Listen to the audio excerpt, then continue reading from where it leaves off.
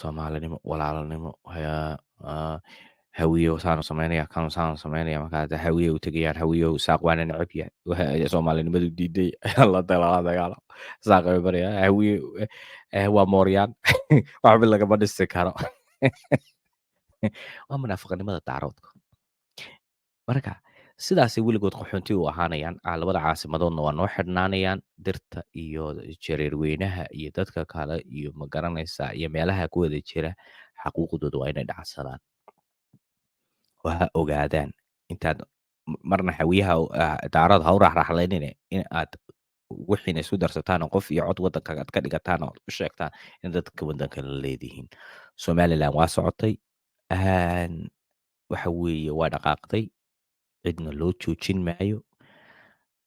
Marka waxaan leeyahay iimaan ha la isku qabo, dee koonfurtii Soomaaliyana